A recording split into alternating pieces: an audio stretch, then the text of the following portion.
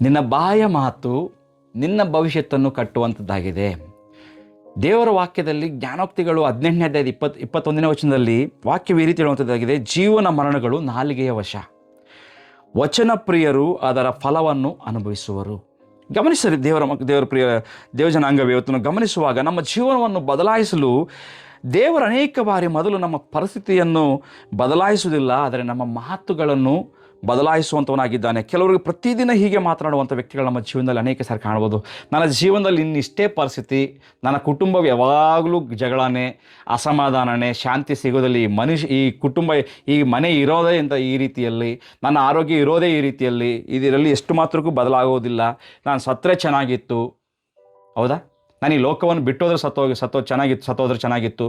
ಅನೇಕ ಸಾರಿ ಈ ರೀತಿಯಾದ ಮಾತುಗಳನ್ನು ನಾವು ಮಾತನಾಡುವಂಥ ವ್ಯಕ್ತಿಗಳಾಗಿದ್ದೇವೆ. ಪರೀಕ್ಷಿಸ್ಕೊಳ್ರಿ, ನಾವು ಮಾತಾಡ್ತಾ ಇಲ್ವಾ? ಈ ಮಾತುಗಳನ್ನು ನಾವು ಕೇವಲ ಮಾತನಾಡ್ತಿದ್ದೇವೆ ಎಂದುಕೊಳ್ತೇವೆ, ಆದರೆ ಆ ಮಾತುಗಳು ನಿಧಾನವಾಗಿ ಅದು ನಮ್ಮ ಹೃದಯದಲ್ಲಿ ನಂಬಿಕೆಯನ್ನು ಹುಟ್ಟಿಸುವಂಥದ್ದಾಗಿದೆ.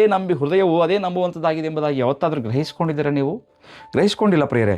ಮತ್ತಾಯನ ಸುವಾರ್ತೆ 12 ಅಧ್ಯಾಯ 34 ವಚನದಲ್ಲಿ ವಾಕ್ಯ ಹೇಳುವಂಥದ್ದಾಗಿದೆ: ಏನು ಹೃದಯವು ತುಂಬಿಕೊಂಡಿರುತ್ತೋ ಅದರೇ ಬಾಯಿಂದ ಬರುವಂಥದ್ದಾಗಿದೆ ಎಂಬುದಾಗಿ. ಗ್ರಹಿಸುವಾಗ ಹೃದಯವು ತುಂಬಿರುವುದನ್ನೇ ಬಾಯಿ ಮಾತನಾಡುತ್ತದೆ. ಅಂದರೆ ನಿನ್ನ ಬಾಯಿ ನಿನ್ನ ಹೃದಯದ ಒಂದು ಕನ್ನಡಿಯಾಗಿದೆ ಎಂಬ ವಾಕ್ಯವನ್ನು ಸ್ಪಷ್ಟತೆಯಿಂದ ನಾವು ತಿಳ್ಕೋಬೇಕಾಗಿದೆ. ಇವತ್ತು ಅದೇ ದೇವರು ಕೇಳ್ತಿರೋ ಪ್ರಶ್ನೆ ಏನೆಂಬುದಾಗಿ ನೋಡುವಾಗ, ನಿನ್ನ ಬಾಯಿಂದ ಹೊರಡುವ ಮಾತುಗಳು ನಂಬಿಕೆಯನ್ನು ಹುಟ್ಟಿಸ್ತಾ ಇದ್ದಾವ ಅಥವಾ ಭಯವನ್ನು ಹುಟ್ಟಿಸ್ತಾ ಇದ್ದಾವ? ದೇವರು ಇವತ್ತು ನನ್ನ ಮುಂದೆ ಪ್ರಶ್ನವನ್ನು ಆಗ್ತಾ ಇದ್ದಾನೆ. ಮೊದಲನೇ ವಿಷಯವನ್ನು ನೋಡುವಾಗ, ಒಂದು ಉದಾಹರಣೆಗೆ, ಇಸ್ರಾಯೇಲರು ನಾವು ಗಮನಿಸುವಾಗ ಇಸ್ರಾಯೇಲರು ಕತ್ತಿಯಿಂದ ಸೋಲಿಲ್ಲ, ತಮ್ಮ ಬಾಯ ಮಾತುಗಳಿಂದ ಸೋತರು. ನಮಗೆಲ್ಲರಿಗೂ ಗೊತ್ತಿರುವ ಪ್ರಕಾರ ಅರಣ್ಯಕಾಂಡ ಪುಸ್ತಕ 13ನೇ ಅಧ್ಯಾಯ 14ನೇ ವಚನದಲ್ಲಿ ನಾವು ಅಲ್ಲಿ 10 ಮಂದಿ ಗೂಢಾಚಾರಿಗಳು ನೋಡ್ತಾ ಇದ್ದೀವಿ. ಈಗಾಗಲೇ ಅವರಿಗೆ ದೇವರು ಕಾನಾನ್ ದೇಶವನ್ನು ನಿಮಗೆ ಕೊಟ್ಟಿದ್ದೇನೆ ಎಂಬುದಾಗಿ ಆತನು ಹೇಳಿದ್ದಾನೆ. ಆದರೆ ತದನಂತರ ಸಹ ಅಲ್ಲಿ ಹೋಗಿ ಬರ್ತಿರುವಂಥ ಆ ವ್ಯಕ್ತಿಗಳು ಅವ್ರಿಗೆ ಹೇಳ್ತಿರುವಂಥ ಮಾತುಗಳೇನೆಂಬುದಾಗಿ ನೋಡುವಾಗ, ಆ ಕಾನಾನಿಯರು ಭಯಂಕರವಾಗಿ ದೈತ್ಯರಾಗಿರುವಂಥ ಆಕಾರವನ್ನು ಹೊಂದಿಕೊಂಡಿದ್ದಾರೆ, ನಾವು ಅವ್ರ ಮುಂದೆ ಚಿಕ್ಕ ಮಿಡತೆಗಳಾಗಿದ್ದೇವೆ. ಅದೇ ಯೆಹೋಶುವ ಕಾಲದಲ್ಲಿ ಹೇಳ್ತಿದ್ದಾರೆ, ಆ ಥರ ಏನೂ ಇಲ್ಲ, ನಾವು ಖಂಡಿತವಾಗಿಯೂ ಆ ದೇಶವನ್ನು ಸ್ವಾಧೀನ ಮಾಡಿಕೊಳ್ಳಬಹುದು. ನೋಡ್ರಿ, ಸಿಚುಯೇಷನ್ ಒಂದೇ, ಪರಿಸ್ಥಿತಿ ಒಂದೇ. ಆ ಮಿಕ್ಕಿದ 8 ಜನರಾಗಿರ್ಬೋದು, ಈ 2 ಕಾಲೇಬು ಯೆಹೋಶುವರಿಗಾಗಿರ್ಬೋದು, ಪರಿಸ್ಥಿತಿ ಒಂದೇ, ಹೌದಾ? ದೇವರು ಒಬ್ಬನೇ. ಆದರೆ ನೋಡ್ರಿ, ಗಮನಿಸುವಾಗ ಇಲ್ಲಿ ಒಂದೇ ಪರಿಸ್ಥಿತಿ, ಒಂದೇ ದೇವರು, ಆದರೆ ಮಾತು ಮಾತ್ರ ಬೇರೆ ಆಗಿದೆ. ಆದ್ದರಿಂದ ಬೇರೆ ಫಲಿತಾಂಶ ಅಲ್ಲಿ ಬರ್ತಾ ಇದೆ ಪ್ರಿಯರೇ. ಯಾಕಂದ್ರೆ ನೋಡ್ರಿ, ಅಲ್ಲಿ ಆ ರೀತಿ ಹೇಳಿರುವಂಥ ಯಾರು ಕೂಡ ಅಲ್ಲಿ ಕಾನಾನ್ ದೇಶವನ್ನು ಸೇರ್ಕೊಂಡಿಲ್ಲ. ಪ್ರಿಯರೇ, ನಮ್ಮ ದೇವರು ರೋಮಪುರದ ಪತ್ರಿಕೆ 4ನೇ ಅಧ್ಯಾಯದಲ್ಲಿ 17 ವಚನದಲ್ಲಿ ದೇವರ ವಾಕ್ಯ ಈ ರೀತಿ ಹೇಳುವಂಥದ್ದಾಗಿದೆ: ಇಲ್ಲದ್ದನ್ನು ಇದ್ದಂತೆ ಕರೆಯುವ ದೇವರಾಗಿದ್ದ ನಮ್ಮ ದೇವರು. ಹೌದ್ರಾ? ದೇವರು ಯಾವಾಗಲೂ ತನ್ನ ವಾಗ್ದಾನವನ್ನು ಮಾತನಾಡ್ತಾನೆ. ನಂಬಿಕೆಯು ದೇವರ ವಾಗ್ದಾನವನ್ನೇ ಮಾತನಾಡುವಂಥದ್ದಾಗಿದೆ. ಇವತ್ತು ನನ್ನ ಜೀವನದಲ್ಲಿ ನಾವು ಗ್ರಹಿಸಿಕೊಳ್ಳುವಾಗ ಪ್ರಿಯರೇ, ಆ ರೀತಿಯಾಗಿರುವಾಗ ನೋಡ್ರಿ, ಒಂದು ಉದಾಹರಣೆ ನೋಡಿಕೊಳ್ಳೋದಾದರೆ, ಒಬ್ಬ ರೈತನು ಪ್ರತಿದಿನ ತನ್ನ ಹೊಲಕ್ಕೆ ಹೋಗಿ, ಮಳೆ ಬರೋದಿಲ್ಲ, ನೀರಿಲ್ಲ, ಈ ಬೆಳೆ ಬರುವಂಥದ್ದಿಲ್ಲ, ಉಪಯೋಗ ಇಲ್ಲ, ಈ ನೆಲ ಫಲವತ್ತದ್ದಾದಲ್ಲ ಎಂಬುದಾಗಿ ಪ್ರತಿನಿತ್ಯ ಮಾತಾಡ್ಕೊತಿದ್ರೆ ಬೆಳೆ ಬರುವಂಥದ್ದಾಗಿದೆಯಾ? ಬರೋದಿಲ್ಲ. ಆದರೆ ರೈತನ ಆ ರೀತಿ ಮಾಡೋದಿಲ್ಲ. ನೋಡ್ರಿ, ರೈತನು ಪ್ರತಿದಿನ ಬೆಳಗ್ಗೆ ಎದ್ದೇಳ್ತಾನೆ, ಕಷ್ಟಪಡ್ತಾನೆ, ಶ್ರಮಿಸ್ತಾನೆ, ಬೀಜವನ್ನು ನೆಡ್ತಾನೆ, ನೀರನ್ನು ಹೊಯ್ಸ್ತಾನೆ, ಹೌದ್ರಾ? ತಾಳ್ಮೆಯಿಂದ ಅದಕ್ಕೋಸ್ಕರ ಎಲ್ಲವನ್ನು, ಅದರಲ್ಲಿರುವಂಥ ಕಳವನ್ನು ಎಲ್ಲ ತೆಗೆದು ತಾಳ್ಮೆಯಿಂದ ಅನೇಕ ಕಾಲ ಆತನು ವೆಯ್ಟ್ ಮಾಡಿ ಅದರ ಫಲವನ್ನು ಹೊಂದ್ಕೊಳ್ತಾನೆ. ಪ್ರಿಯರೇ, ನಾವು ಗಮನಿಸೋದಾದರೆ, ಒಂದು ವೇಳೆ ಈ ರೀತಿ ಮೊದಲನೇ ರೀತಿಯಲ್ಲಿ ಹೇಳೋದಿಲ್ಲ, ಬರೋದಿಲ್ಲ, ನೀರಿಲ್ಲ, ಮಳೆ ಇಲ್ಲ, ಭೂಮಿ ಸರಿಯಿಲ್ಲ ಎಂಬುದಾಗಿ ಹೇಳ್ತಿದ್ರೆ ಬೆಳೆ ಎಷ್ಟು ಮಾತ್ರಕ್ಕೂ ಬರುವಂಥದ್ದಲ್ಲ, ಎಲ್ಲವೂ ಹಾಳಾಗುವಂಥದ್ದಾಗಿದೆ. ಪ್ರಿಯರೇ, ಅದೇ ನಾವು ಗಮನಿಸುವಾಗ, ಆದರೆ ನಂಬಿಕೆ ಇರುವ ರೈತ ಬೀಜವನ್ನು ಬಿತ್ತಿ ನೀರನ್ನು ಹಾರಿಸಿ ದೇವರನ್ನು ನಂಬಿ ಕಾಯುವಂಥ ವ್ಯಕ್ತಿ ಯಾವಾಗಲೂ ಒಳ್ಳೆ ಶ್ರೇಷ್ಠ ಫಲವನ್ನು ಹೊಂದ್ಕೊಳ್ತಾನೆ. ನೋಡ್ರಿ, ನಂಬಿಕೆಯ ಮಾತು ಪ್ಲಸ್ ವಿಧೇಯತೆ ಉಳ್ಳ ಜೀವನ, ದಟ್ ಈಸ್ ಈಕ್ವಲ್ಸ್ ಟು ದೇವರ ಆಶೀರ್ವಾದ. ಈ ಸತ್ಯವನ್ನು ಗ್ರಹಿಸ್ಕೋಬೇಕು. ನಾವುಗಳು ನಿಜವಾಗಲೂ ಪ್ರತಿದಿನ ನಮ್ಮ ಮನೆಯ ಬಗ್ಗೆ ಏನು ಮಾತನಾಡ್ತಾ ಇದ್ದೀವಿ? ಇವತ್ತು ನಮ್ಮ ಮಕ್ಕಳ ಬಗ್ಗೆ ನಾವು ಏನು ಮಾತನಾಡ್ತಾ ಇದ್ದೇವೆ? ನಮ್ಮ ಉದ್ಯೋಗದ ಬಗ್ಗೆ ಏನು ಮಾತನಾಡ್ತಿದ್ದೇವೆ? ನಮ್ಮ ವ್ಯಾಪಾರದ ಬಗ್ಗೆ ಏನು ಮಾತನಾಡ್ತಿದ್ದೇವೆ? ನಮ್ಮ ಸಭೆಯ ಬಗ್ಗೆ ಏನು ಮಾತನಾಡ್ತಿದ್ದೇವೆ? ನಮ್ಮ ಸಮಾಜದ ಬಗ್ಗೆ ಏನು ಮಾತನಾಡ್ತಿದ್ದೇವೆ? ನೋಡ್ರಿ, ನಾವು ಗಮನಿಸುವಾಗ ನೀನು ನಾನು ಸೋಲಿನ ಮಾತುಗಳನ್ನು ಬಿತ್ತಿದರೆ ಖಂಡಿತವಾಗಿಯೂ ಧೈರ್ಯದ ಬೆಳೆಯನ್ನು ನಾವು ಕೊಯ್ಲಿಕ್ಕೆ ಸಾಧ್ಯವಿಲ್ಲ. ಮತ್ತೆ ಹೇಳ್ತಿದ್ದೇನೆ, ನೀನು ನಾವುಗಳು ನಾನು ಖಂಡಿತವಾಗಿ ಒಂದು ವೇಳೆ ಸೋಲಿನ ಮಾತುಗಳೊಂದು ವೇಳೆ ಮಾತನಾಡೋದಾದರೆ ಧೈರ್ಯದ ಬೆಳೆಯನ್ನು ನಾವು ಎಷ್ಟು ಮಾತ್ರಕ್ಕೂ ಕೊಯ್ಲಿಕ್ಕೆ ಸಾಧ್ಯವೇ ಇಲ್ಲ. ಎರಡನೇ ವಿಷಯ ನೋಡುವಾಗ, ದಾವೀದನ ಜಯ ಕಲ್ಲಿನಿಂದ ಆರಂಭವಾಗಿಲ್ಲ, ಅವನ ಮಾತಿನಿಂದ ಆರಂಭವಾಯಿತು. ಗಮನಿಸ್ರಿ, ಮೊದಲನೇ ಸಾಮ್ಯದ ಪುಸ್ತಕ 17 ನಮಗೆಲ್ಲರಿಗೂ ಚೆನ್ನಾಗಿ ಗೊತ್ತು. ಅಲ್ಲಿ ಗೊಲಿಯಾತನ ಕಾಣ್ತಾ ಇದ್ದಾನೆ, ಇಸ್ರಾಯೇಲರು ಕಾಣ್ತಾ ಇದ್ದಾರೆ, ದಾವೀದರು ಕಾಣ್ತಾ ಇದ್ದಾನೆ. ಪ್ರತಿನಿತ್ಯವೂ ಗೊಲಿಯಾತನ ಬಂದು ಇಸ್ರಾಯೇಲ್ ಜನಾಂಗವನ್ನು ಅವನು ಭಯದಿಂದ ಭಯವನ್ನು ಹುಟ್ಟಿಸುವಂಥ ಮಾತುಗಳು ಮಾತನಾಡ್ತಾ ಇದ್ದಾನೆ.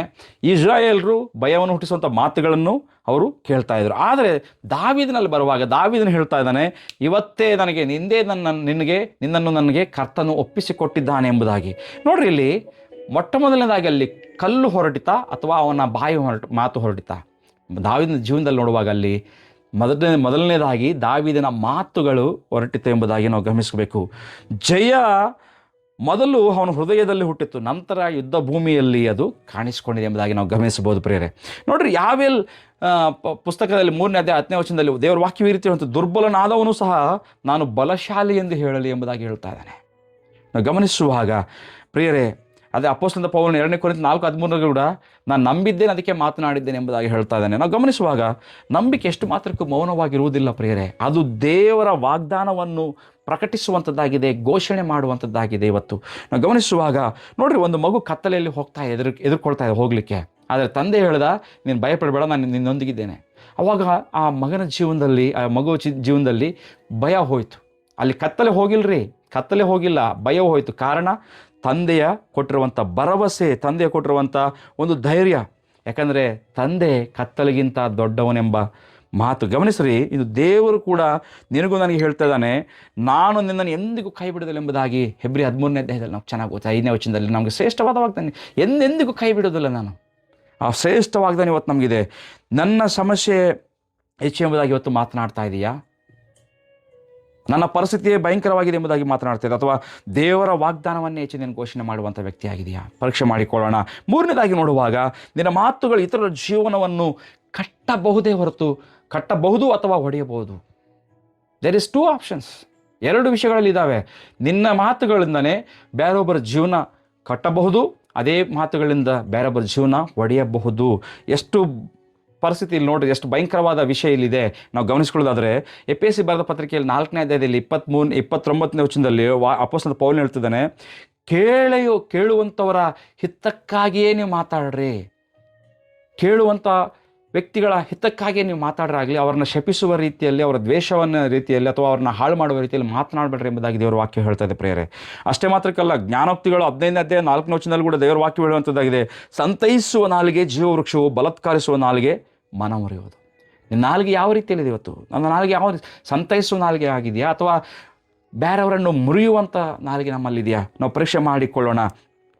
ನೋಡ್ರಿ, ಒಂದು ಶಿಕ್ಷಕಿ ಬಂದು ವಿದ್ಯಾರ್ಥಿಗೆ ಹೇಳಿದ್ಲಂತೆ, ನೀನು ಯಾವಾಗಲೂ ಇನ್ನಿಂದ ಏನೂ ಆಗೋದಿಲ್ಲ, ನೀನು ಸೋತು ಹೋಗ್ತೀಯಾ, ನೀನು ಫೇಲ್ ಆಗ್ತೀಯ, ನಿನ್ನ ಜೀವನದಲ್ಲಿ ಉದ್ಧಾರೇ ಆಗೋದಿಲ್ಲ. ಆ ಮಾತುಗಳು ಆ ಹುಡುಗನ ಜೀವನದಲ್ಲಿ ಅನೇಕ ವರ್ಷಗಳ ಕಾಲ ಪರಿಣಾಮ ಬೀರಿ ಏನೂ ಮಾಡಲಿಕ್ಕೆ ಆಗೋದಿಲ್ಲ. ಆದರೆ ಕೆಲವು ವರ್ಷಗಳ ನಂತರ ಇನ್ನೊಂದು ಶಿಕ್ಷಕಿ ಬಂದು ನಿನ್ನೆಲ್ಲವೂ ಸಾಧ್ಯ ಎಂಬುದಾಗಿ ಹುರಿತುಂಬಿಸಿ ಧೈರ್ಯದಿಂದ ಮಾತನಾಡಿದಂತೆ. ತದನಂತರ 2ನೇ ಶಿಕ್ಷಕ ಮಾತುಗಳ ಮುಖಾಂತರ ಆ ಮಗುವಿನ ಜೀವನದ ದಿಕ್ಕೇ ಬದಲಾಗೋಯಿತು.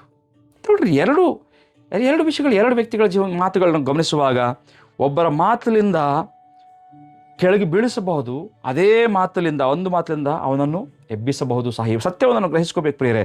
ಇನ್ನು ಮನೆಗೆ ನಾವು ಹೋದ ನಂತರ ಟೀಕಿಸುವಂಥ ಮೊದಲು ನಾವು ಆಶೀರ್ವಾದ ಮಾತುಗಳನ್ನು ಮಾತನಾಡುವಂಥ ವ್ಯಕ್ತಿಗಳಾಗಿರೋಣ. ಇತರನ್ನು ಶಪಿಸುವಂಥ ಮೊದಲು ನಾವು ಆಶೀರ್ವಾದಗಳನ್ನೇ ಮಾತನಾಡುವಂಥ ವ್ಯಕ್ತಿಗಳೋಣ. ನಮ್ಮ ಮಕ್ಕಳುಗಳನ್ನ ದೇವರು ನಮ್ಮೊತ್ತಿಗೆ ಇರುವಂಥವನಾಗಿದ್ದಾನೆ. ದೇವರು ನಮ್ಮನ್ನು ಮಹತ್ತರವಾಗಿ ನಡೆಸುವಂಥ ದೇವರಾಗಿದ್ದಾನೆ. ದೇವರು ನಮ್ಮ ಕುಟುಂಬವನ್ನು ನಡೆಸುವಂಥನಾಗಿದ್ದಾನೆ. ದೇವರು ನಮ್ಮೊಂದಿಗಿದ್ದಾನೆ ಎಂಬ ಶ್ರೇಷ್ಠ ಮಾತುಗಳನ್ನು ಇವತ್ತು ನಾವು ಮಾತನಾಡೋದಾದರೆ ಮನೆಯಲ್ಲಿ ಸಮಾಧಾನಕರವಾದ ವಾತಾವರಣದ ಬರುವಂಥದ್ದಾಗಿದೆ ಪ್ರಿಯರೇ. ಒಂದು ನಿರ್ಧಾರ ಮಾಡೋಣ ಇವತ್ತು, ನನ್ನ ಬಾಯಿ ದೂರು ಹೇಳುವಂಥ ಸ್ಥಳವಾಗಿರಬಾರದು. ನನ್ನ ಬಾಯಿ ದೂರು ಹೇಳುವಂಥ ಸ್ಥಳವಾಗಿರಬಾರ್ದು. ನನ್ನ ಬಾಯಿ ಕೇವಲ ದೇವರ ವಾಗ್ದಾನವನ್ನು ಘೋಷಿಸುವಂಥ ಸ್ಥಳವಾಗಿರಬೇಕು.